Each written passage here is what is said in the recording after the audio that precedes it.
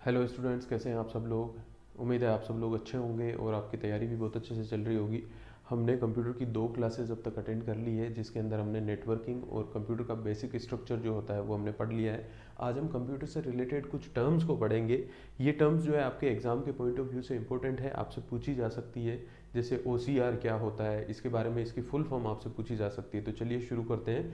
ये हमारे कुछ 40-50 टर्म्स हैं जो आपके लिए इंपॉर्टेंट है।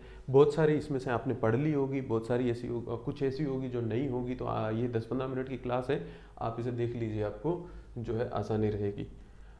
OCR क्या होता है? ऑप्टिकल कैरेक्टर रिकॉग्निशन होता है। ये एक ऐसी टेक्निक है जो स्कैन किए गए दस्तावेजों, इमेजेस या फिर जो हैंड रिटन टेक्स्ट है उनको एडिट करने योग्य टेक्स्ट में बदलती है। इसका हम यूज़ कहाँ पर करते हैं? इसका यूज़ होता है हमारे स्कैनर में। जो स्कैनर होता है ना, देखिए ये नाम कैसे लिखा हुआ है, ऑप्टिकल। जो लाइट से हम स्कैन करते हैं और कैरेक्टर को क्या करती है, ये रिकॉग्नाइज करती है। जनरली ये स्कैनर्स के होती है, स्कैनर्स के अंदर होती है। जब हम किसी पेज को स्कैनर में स्कैन करते हैं तो वो OCR के थ्रू होता है, ये स्कैनर्स के अंदर होती है। और इससे जो है हम सॉफ्टवेयर के थ्रू क्या कर सकते हैं, उसके बाद में कैरेक्टर को रिकॉग्नाइज करके डायरेक्टली जो हमने स्कैन किया है उसको एडिट भी कर सकते हैं। आजकल हमारे पास ऐसी फैसिलिटीज अवेलेबल है। नेक्स्ट है यूनिवेक, यूनिवर्सल ऑटोमेटिक कंप्यूटर। ये जो है क्या था, ये एक जो है कमर्शियल कंप्यूटर था जिसे 1951 में लॉन्च किया गया था। ये पहला कंप्यूटर था, ये आपको याद रखना है। CPU हमने पढ़ लिया है, जो है सेंट्रल प्रोसेसिंग यूनिट होती है, जो कंप्यूटर का दिमाग होता है। रैम हमने पढ़ ली है, ये जो है कंप्यूटर की अस्थायी मेमोरी होती है जो डेटा को तेजी से एक्सेस करने में मदद करती है। हमारा जो कंप्यूटर होता है, उस कंप्यूटर के अंदर जो CPU होता है, जो प्रोसेसर होता है, उसकी स्पीड बहुत फास्ट होती है। जो हम कन्वेंशनल मेमोरी यूज़ करते हैं, जैसे हमारे पास में हार्ड डिस्क ड्राइव हो गई या SSD हम यूज़ करते हैं, SSD हो गई, या फिर कोई और तरह की डिस्क यूज़ करते हैं, वहाँ से जब प्रोसेसर के पास में, कहाँ पर, प्रोसेसर के पास में, ALU के पास में जो इन्फॉर्मेशन जाती है, तो इनकी स्पीड क्या है, बहुत स्लो होती है। स्लो होती है, लेकिन ये डेटा को क्या है, स्टोर कर सकते हैं। तो डायरेक्टली अगर हम प्रोसेसर में इनके थ्रू अगर भेजेंगे तो प्रोसेसर अपनी एफिशिएंसी को यूज़ नहीं कर पाएगा और हमारा कंप्यूटर बहुत स्लो हो जाएगा। इसके लिए यहाँ पर हम क्या लगाते हैं, एक रैम लगाते हैं। ये रैम क्या करती है, यहाँ से इन्फॉर्मेशन लेती है, डेटा लेती है और रैम में स्टोर हो जाता है, ताकि जब प्रोसेसिंग हो तो ये फास्ट से बिल्कुल फास्ट जो है प्रोसेसिंग हो जाए, फिर से रैम में चला जाए और रैम से उसके बाद में हमारी SSD और HDD में चला जाता है। तो रैम ये होती है। रोम क्या होता है, जिसके अंदर बायोस जो है हमारा वो इंस्टॉल्ड होता है। ये रीड ओनली मेमोरी होती है, जिसमें केवल जो डेटा है उसको रीड किया जा सकता है, चेंज नहीं किया जा सकता। आप कंप्यूटर लेकर के आते हैं, जैसे आप HP का लाए, लेनोवो को लाए, किसी भी कंपनी का लाए, तो उसमें अलग अलग जो कंपोनेंट्स होते हैं ना, उन कंपोनेंट को चलाने के लिए एक सॉफ्टवेयर होते हैं, जो ड्राइवर्स होते हैं, वो कहाँ पर होते हैं, वो बायोस में इंस्टॉल होते हैं। अगर बायोस किसी कंप्यूटर का करप्ट हो जाए तो आप उसको ऑन ही नहीं कर पाएंगे। जैसे हम कंप्यूटर ऑन करते हैं तो बायोस खुलता है ना, वो सॉफ्टवेयर जो है वो रोम में इंस्टॉल होता है। अब बायोस क्या होता है, BIOS basic input output system, इसका फुल नेम है बेसिक इनपुट आउटपुट सिस्टम। ये एक तरह का फर्मवेयर है जो कंप्यूटर के स्टार्टर प्रक्रिया को नियंत्रित करता है, स्टार्ट करता है। और स्टार्ट करते कंप्यूटर में कौन सी डिवाइस लगी है, कौन सा प्रोसेसर लगा है, कौन सी रैम लगी है, उनका आपस में तालमेल बिठाने के लिए एक फर्मवेयर सॉफ्टवेयर होता है जिसको हम बायोस बोलते हैं। यूआरएल आपको पता है, किसी भी अपन वेबसाइट को खोलते हैं तो उसका एड्रेस जो होता है उसको यूआरएल बोलते हैं। इसका फुल फॉर्म क्या होता है, यूनिफॉर्म रिसोर्स लोकेटर। यूनिफॉर्म क्यों है, क्योंकि ये एक ही हो सकता है किसी पर्टिकुलर वेबसाइट के लिए। ऐसा नहीं है कि google.com है वो बहुत सारी वेबसाइट्स है, ऐसा नहीं हो सकता। ये यूनिफॉर्म है, पर्टिकुलर एक वेबसाइट के लिए एक ही होगा, इसलिए यूनिफॉर्म रिसोर्स लोकेटर। HTTP हमने लास्ट क्लास में पढ़ा था, वो है हाइपर टेक्स्ट ट्रांसफर प्रोटोकॉल है। ये वेब पर जो है डेटा ट्रांसफर करने के लिए यूज किया जाने वाला प्रोटोकॉल है। HTTPS जो है वो HTTP का सिक्योर वर्जन है जो डेटा को एनक्रिप्ट करके भेजता है। IP एड्रेस क्या होता है, ये यूनिक एड्रेस होता है जो कंप्यूटर या डिवाइस को नेटवर्क पर पहचानता है। आपके कंप्यूटर या आपका जो मोबाइल है उसका एक IP एड्रेस होता है, उस IP एड्रेस के थ्रू ही बाकी जितने भी सर्वर हैं वो आपके कंप्यूटर या डिवाइस को पहचान करके उनके साथ में इंटरेक्ट करते हैं। उस IP एड्रेस, जब आप कोई भी वेबसाइट खोलते हैं तो उस वेबसाइट को वापस डेटा अपना कहाँ भेजना है वो IP एड्रेस से पता लगता है। IP एड्रेस जो होते हैं वो चेंज किए जा सकते हैं बहुत सारे एन के एन प्रकारण लगा करके, लेकिन कौन सा ऐसा एड्रेस है जो चेंज नहीं किया जा सकता, वो है मेक एड्रेस। मेक एड्रेस किसका होता है, हमने पिछली क्लास के अंदर भी पढ़ा था। NIC जो कार्ड होता है, नेटवर्क इंटरफेरेंस कार्ड, उसका एड्रेस जो होता है वो मेक एड्रेस होता है और इसको चेंज नहीं किया जा सकता। जब आपका मैन्युफैक्चरर NIC कार्ड बनाता है तो उसके साथ ही मेक एड्रेस वो देता है। लोकल एरिया नेटवर्क हमने लास्ट क्लास में पढ़ा था, छोटे एरिया के अंदर कंप्यूटर का नेटवर्क हो गया। वाइड एरिया नेटवर्क उससे थोड़ा बड़ा।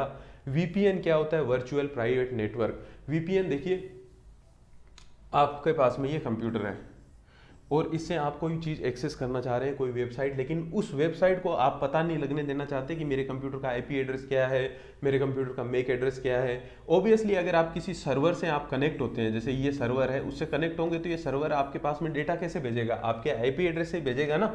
इतने सारे डिवाइसेस हैं, कई आपने कोई वेबसाइट खोली और किसी दूसरे के मोबाइल में तो नहीं खुल सकती ना। तो जब ये आपके इस डिवाइस के एड्रेस पर जो है जब डेटा भेजेगा तो इसके पास में क्या चले जाएगा, आपके कंप्यूटर का आईपी एड्रेस भी चला जाएगा, मैक एड्रेस भी चला जाएगा।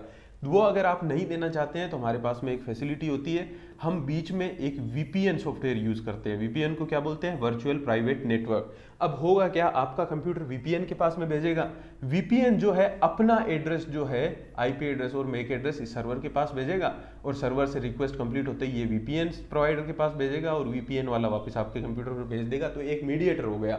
अब इस सर्वर को नहीं पता कि ये रिक्वेस्ट कहाँ से आई थी, और इस तरह से आपके कंप्यूटर की जो जानकारी है वो सिर्फ वीपीएन कंपनीज के पास में गई, जो जनरली अपनी जो इनके पास में जो डेटा होता है उसको सुरक्षित रखती है। तो इस तरह से आप डायरेक्टली किसी सर्वर पर अपना आईपी एड्रेस जो है पहुंचने से बचा सकते हैं। तो ये शिफ्ट होता है और ये डेटा को क्या कर देता है, एनक्रिप्ट कर देता है। नेक्स्ट हमारे पास में फायरवॉल, ये हमने पढ़ा था। फायरवॉल जो है नेटवर्क पर अनाधिकृत पहुंच को जो है क्या करती है, रोकती है। कोई भी मॉलिशियस सॉफ्टवेयर आ रहा है, वेबसाइट खुल रही है, या फिर ऐसा कोई भी अगर सॉफ्टवेयर कोई भी वेबसाइट आपके कंप्यूटर में कोई सॉफ्टवेयर इंस्टॉल करना चाहती है बिना किसी ऑथराइजेशन के, उसको ये रोकती है। मालवेयर क्या होता है, वो सारे सॉफ्टवेयर जो कंप्यूटर सिस्टम को नुकसान पहुंचाने के इरादे से बनाए जाते हैं उनको क्या बोलते हैं, मालवेयर बोलते हैं। इनमें जनरली क्या आते हैं, वायरसेस आ गए, वॉर्म्स आ गए, ट्रोजन हॉर्स आ गए, स्पाईवेयर्स आ गए, रैनसमवेयर्स आ गए। ये सारे के सारे जो होते हैं वो क्या होते हैं, की लॉगर्स आ गए। ये मालवेयर के टाइप होते हैं। देखिए हम इसके साथ में एक मैं बता भी देता हूँ। एक होता है रैनसमवेयर, ठीक है,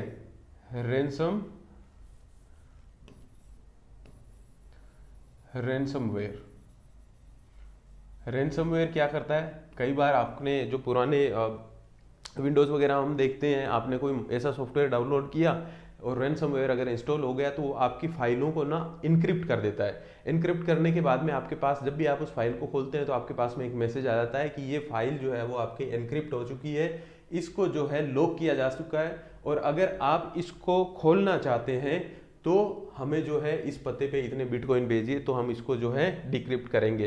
रैनसम वही होती है, फिरौती होती है। तो रैनसमवेयर क्या है, फिरौती मांगने वाला। दूसरा क्या होता है, वॉर्म्स ऐसे टाइप का सॉफ्टवेयर होता है जो अपने आप को क्या करता है, रिप्लिकेट करता है। आपने कंप्यूटर में डाला, कंप्यूटर में एक वॉर्म आया और वो अपनी कॉपीज बना करके सारे सिस्टम के अंदर फैल जाता है। इसको क्या बोलते हैं, वॉर्म। और इसके अलावा हमारे पास में की लॉगर्स होते हैं। क्या होते हैं, की लॉगर्स। की लॉगर जो होता है वो एक छोटा सा प्रोग्राम होता है, लेकिन ये क्या करता है, ये आपके कंप्यूटर में जाकर के इंस्टॉल हो जाता है, और इंस्टॉल होने के बाद में आप जितने भी की दबाते हैं, जो भी आप कीबोर्ड पे टाइप करते हैं, वो सारे की सारी इंफॉर्मेशन है वो स्टोर करता रहता है कि इसने अब ए दबाया, बी दबाया, सी दबाया, और उसको एक टेक्स्ट फाइल में बना करके हैकर के पास में भेज देता है। तो इससे क्या होता है, जब आप किसी वेबसाइट पे जाते हैं, अपना पासवर्ड एंटर करते हैं, तो वो भी उसके अंदर जाएगा और वो आपकी पासवर्ड की इन्फॉर्मेशन जो है वो निकाल लेगा। ये कीलॉगर करता है। और कौन कौन से वायरस होते हैं, इसके अलावा एक हमारे पास में और वायरस होता है, और वो होता है रैनसमवेयर के अलावा मालवेयर, रैनसमवेयर, वॉर्म्स,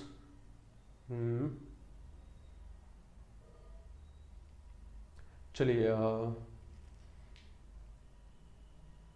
कीलॉगर हो गया। स्पाईवेयर होता है एक, स्पाईवेयर क्या करता है, ये आपकी एक्टिविटी को मॉनिटर करता है। स्पाईवेयर क्या करता है, आपकी एक्टिविटी को मॉनिटर करता है, आप कौन सी वेबसाइट पे गए, कौन सा आपने प्रोग्राम चलाया, ये सब को जो है नोटिस करता रहता है। उसके बीच बीच में से स्क्रीनशॉट भी ले सकता है, स्क्रीनशॉट और ये सारा लेकर के ये जो है हैकर्स को भेजता है, ताकि स्पाई यानी ये जासूसी कर रहा है, ये जासूसी करने के लिए स्पाईवेयर होता है। एक होता है एडवेयर। एडवेयर क्या करता है, एडवेयर एक ऐसा वायरस होता है जो आपके कंप्यूटर में आप जब भी कोई चीज़ खोलेंगे आपको एड दिखाता रहेगा बीच बीच में। गूगल एड से लोग कमाते हैं, तो वो एडवेयर उसके साथ अटैच कर देते हैं आपके कंप्यूटर में। जहां तहां जब भी वेबसाइट खोलेंगे बीच बीच में एड्स आते रहेंगे। ये इस तरह का सॉफ्टवेयर होता है, वो एडवेयर होता है। फिशिंग क्या होता है, ये फिशिंग जो होता है एक प्रकार का साइबर अटैक होता है, जिसमें जो भी यूजर है उसकी संवेदनशील जानकारी चुराई जाती है। फिशिंग अटैक होता है, उसमें क्या होता है, जो भी उसकी कॉन्फिडेंशियल इन्फॉर्मेशन है वो चुराई जाती है। कैसे चुराई जाती है ये बता दिया, यही सारे सॉफ्टवेयर हैं वो इंस्टॉल कर लिए जाते हैं, या फिर उसको क्या कर लिया जाता है, उसको फ़ोन करके बहला फुसला करके उससे OTP लेकर के येन तेन प्रकारेण उसकी इन्फॉर्मेशन चुराई जाती है, तो इसको फिशिंग बोलते हैं। क्लाउड कंप्यूटर क्या होता है, इंटरनेट के माध्यम से डेटा और सेवाओं को स्टोर और एक्सेस करने की टेक्निक है। ये जो है क्लाउड कंप्यूटिंग क्या होता है, इंटरनेट के माध्यम से, जैसे आपने सुना होगा आपका गूगल ड्राइव हो गया, गूगल स्लाइड्स हो गए, गूगल से रिलेटेड जितने भी चीज़ें हैं जहाँ पर हम फाइल स्टोर कर सकते हैं, उसके सॉफ्टवेयर यूज़ कर सकते हैं, ये सारा सारा क्या है, क्लाउड कंप्यूटिंग है।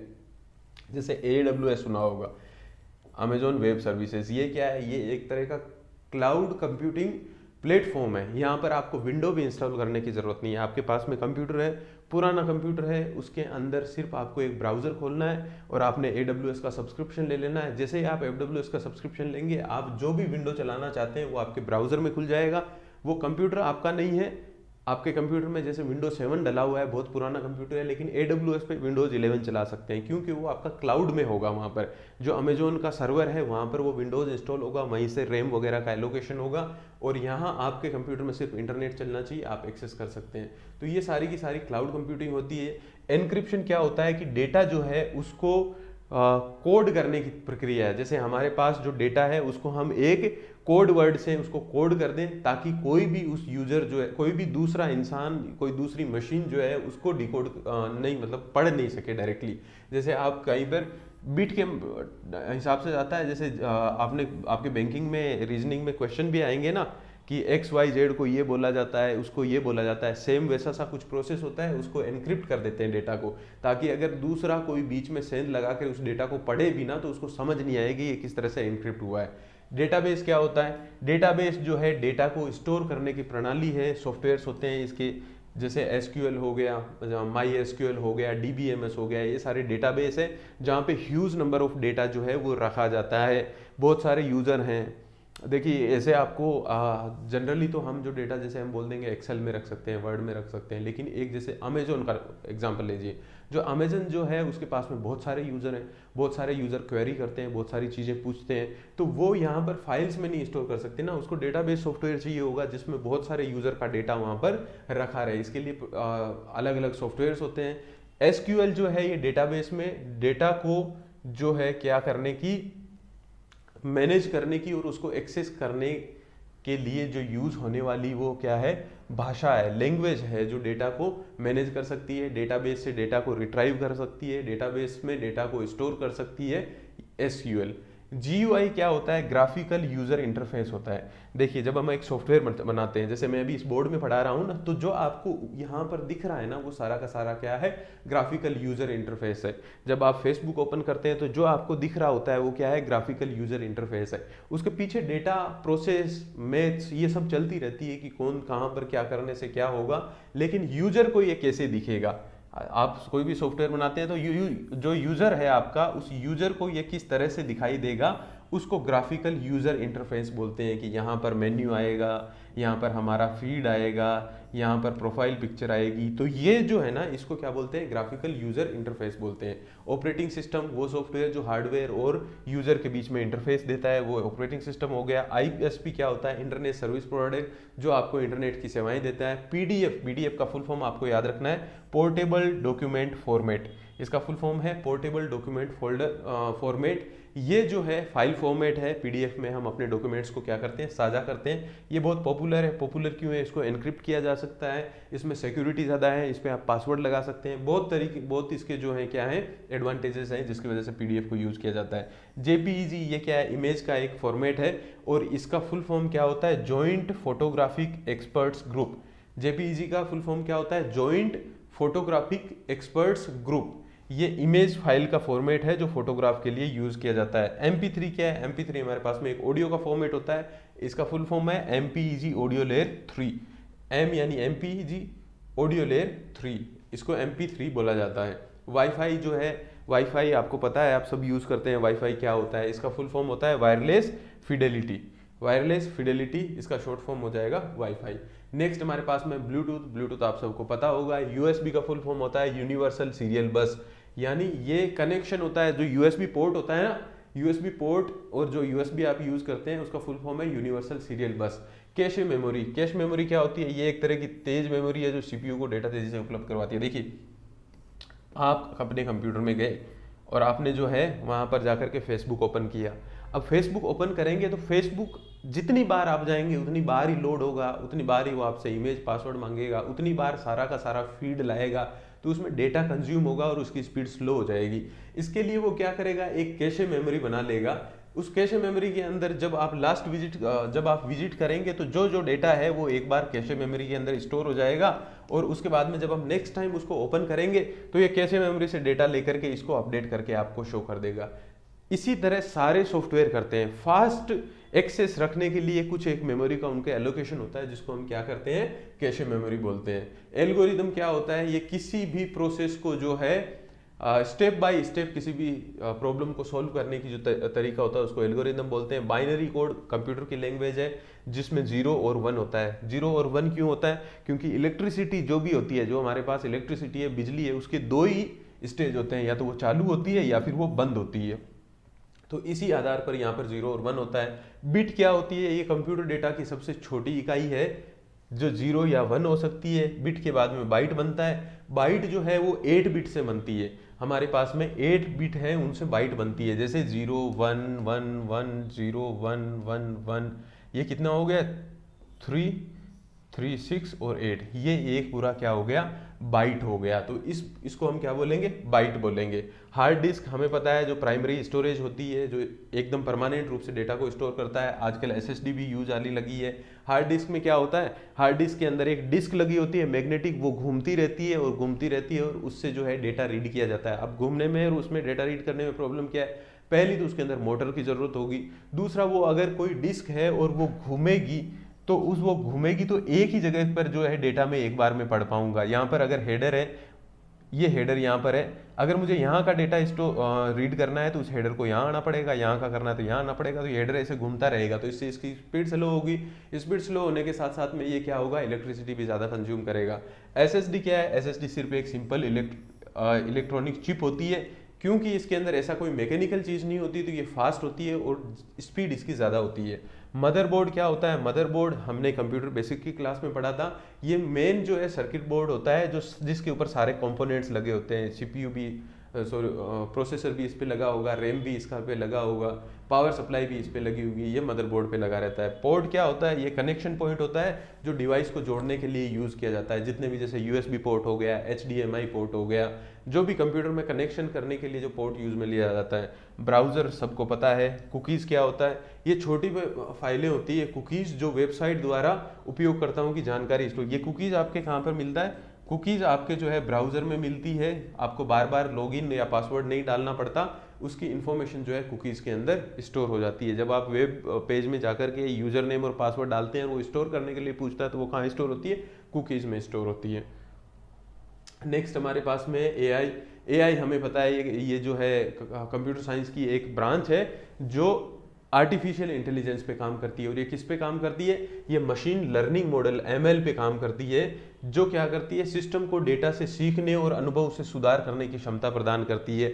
इसको इस तरह से कोड किया जाता है कि ये उसको जब डेटा फीड किया जाता है उस डेटा से ये एडवांस होता जाता है, धीरे धीरे सीखता जाता है। डीप लर्निंग क्या है? ये मशीन लर्निंग का ही एक एडवांस रूप है जो न्यूरल नेटवर्क का उपयोग करता है। और न्यूरल नेटवर्क क्या होता है? ये भी एक कंप्यूटिंग सिस्टम है जो मानव का जो दिमाग है, ह्यूमन ब्रेन है, उसका जो तंत्रिका तंत्र है उससे प्रेरित होकर के इसको डिजाइन किया गया है। तो न्यूरल नेटवर्क्स जो होता है उसी से न्यूरल प्रोग्रामिंग आती है। और न्यूरल प्रोग्रामिंग और डीप लर्निंग और मशीन लर्निंग, इनका यूज करके एआई को बनाया जाता है। ब्लॉकचेन क्या होती है? ये जो है डिसेंट्रलाइज्ड डिजिटल लेजर टेक्निक है, यानी डिसेंट्रलाइज्ड डिजिटल लेजर। लेजर क्या होता है? जब हम अकाउंट्स बनाते हैं ना, तो अकाउंट्स बनाते हैं तो उसके अंदर हमारे पास में एक लेजर बनता है। लेकिन जैसे हम बैंक में जाते हैं, बैंक में क्या होता है, हमारा जो अकाउंट है वो सेंट्रलाइज्ड मैनेज होता है कि इस अकाउंट नंबर के साथ ये आदमी जुड़ा हुआ है, इसके साथ में इसका आधार नंबर ये है, वो है, ये सारी की सारी चीज़ें जो है बैंक के सर्वर पे रखी होती है एक ही जगह। जितने भी यूजर्स हैं उन सब का डेटा जो है एक जगह रखा होता है और उसी से उसके ट्रांजैक्शन को वेरीफाई किया जाता है। लेकिन ब्लॉकचेन के अंदर क्या हो गया, ये डिसेंट्रलाइज है, यानी ऐसी कोई एक सर्वर नहीं है जिसके ऊपर, जैसे हमारे हम मान लें एक जैसे बिटकॉइन है, तो बिटकॉइन के लिए ऐसा कोई दुनिया में सर्वर नहीं है जहाँ पर सारे बिटकॉइन यूजर्स का डेटा रखा जाता हो। अगर मैं ट्रांजेक्शन करता हूँ, किसी को बिटकॉइन भेजता हूँ, तो वहाँ पर जाकर के उसकी एंट्री होगी, ऐसा कोई भी सिस्टम नहीं। ये डिसेंट्रलाइज है।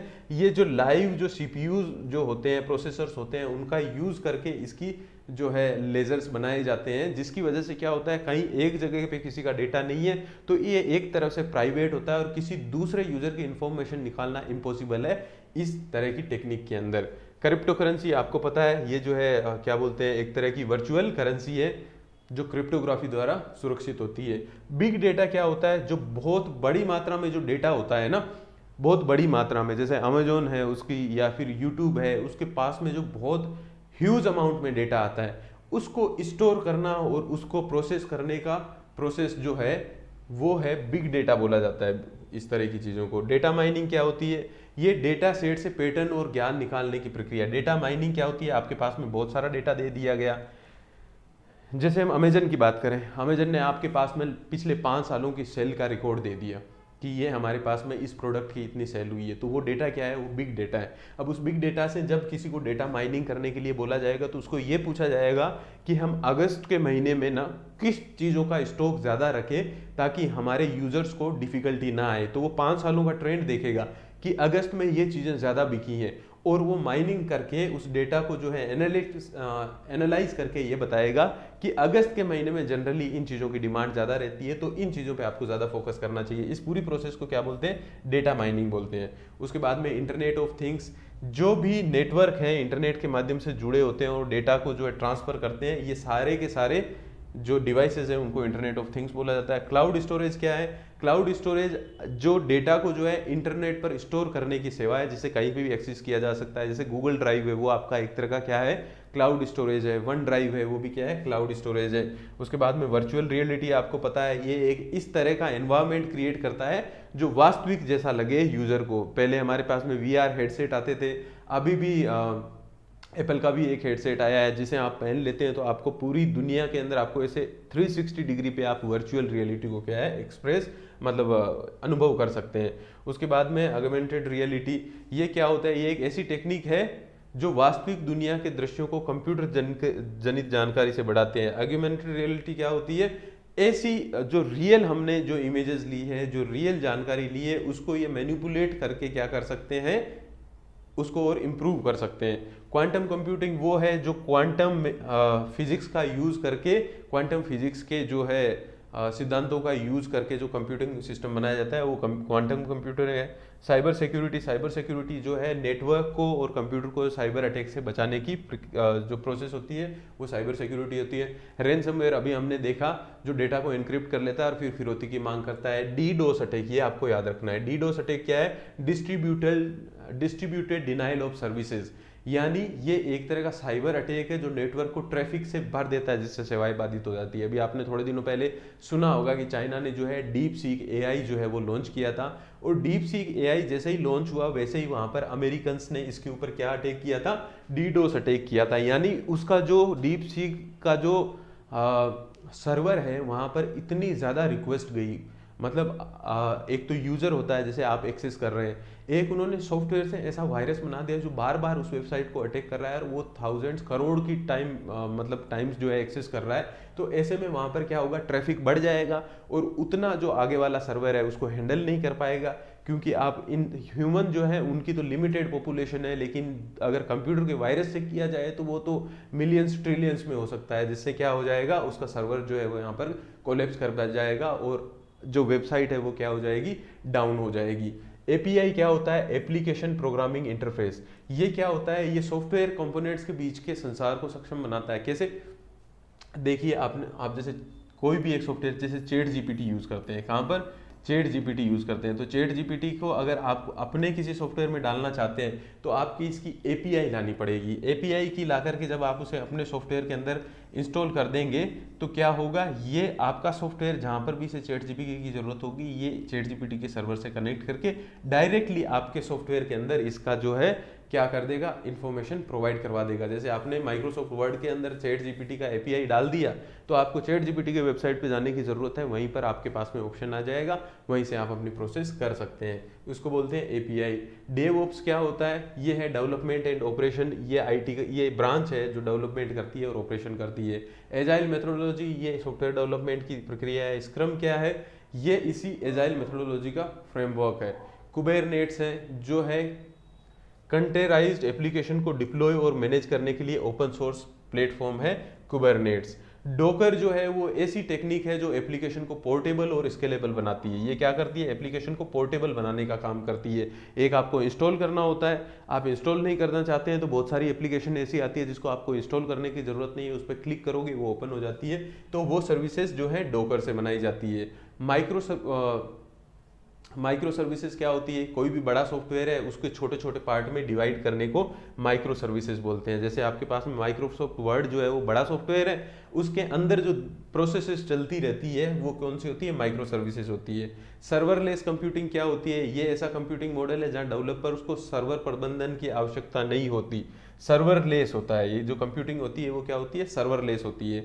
एज कंप्यूटिंग है, ये डेटा प्रोसेसिंग होती है, उसको डेटा सोर्स के करीब लाने की टेक्निक है, जिससे क्या होती है, लेटेंसी कम होती है। जो हमारा डेटा सोर्स है उसको डेटा सोर्स के करीब जो है डेटा प्रोसेसिंग को लाया जाता है, जिससे जो लेटेंसी, जो टाइम लगता है ना प्रोसेसिंग के अंदर, वो कम होता है।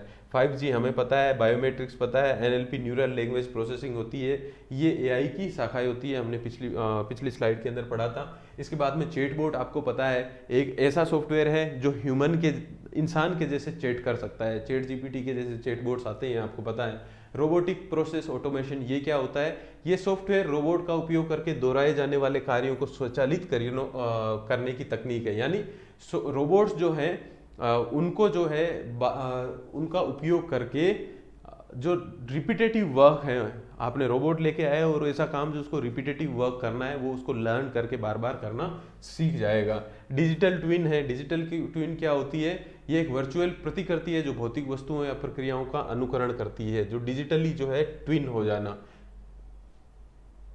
ये शायद आपको याद करने की जरूरत नहीं है ये सारी चीजें। स्मार्ट कॉन्ट्रैक्ट, ये स्मार्ट कॉन्ट्रैक्ट आपको याद करना है। स्मार्ट कॉन्ट्रैक्ट क्या होता है, ये एक ऑटोमेटिक कॉन्ट्रैक्ट है जो ब्लॉकचेन की तकनीक पर आधारित है। स्मार्ट कॉन्ट्रैक्ट जनरली हमारे को इंटरनेट की लैंग्वेजेस में होता है, जैसे कहाँ कहाँ यूज आता है, जैसे आपने देखा होगा ना, आप ई मित्र पर जाते हैं तो डिजिटली साइंड होता है, ये किसी तरह का एक तरह का स्मार्ट कॉन्ट्रैक्ट ही होता है।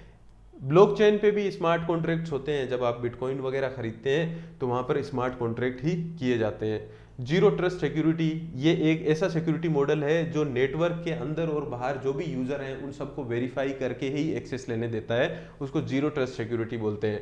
डेटा लेक जो है, रो डेटा को स्टोर करने के लिए एक डेटाबेस सिस्टम होता है। डेटा वेयर हाउस जो है, जो सेंट्रलाइज्ड स्टोरेज जो है सिस्टम है, जो डेटा को विश्लेषण यानी एनालिसिस करने के लिए क्या करता है, डेटा को संगठित करता है। ETL जो है एक्सट्रैक्ट, ट्रांसफॉर्म और लोड, ये डेटा को सोर्स से लेकर के वेयर हाउस में लोड करने की प्रक्रिया है। डेटा गवर्नेंस, ये इंपॉर्टेंट है, इसको आपको याद रखना है। डेटा गवर्नेंस क्या होता है, डेटा, ये पहले भी क्वेश्चन पूछा जा चुका है बहुत सारे एग्जाम में, व्हाट इज डेटा गवर्नेंस।